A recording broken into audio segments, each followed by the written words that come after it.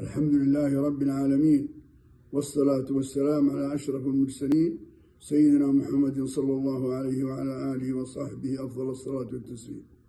إخواني أبناء عمومتي جيراننا الكرام، إن خير ما أحييكم به هي تحية الإسلام، وهي السلام عليكم ورحمة الله وبركاته. أيها الإخوة، كل عام وأنتم بخير.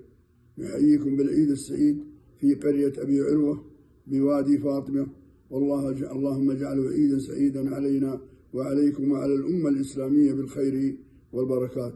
وإنني في هذه الكلمة أشكر القائمين على الجروب وعلى رأسهم الشريف هزاع بن عبد الله البركاتي.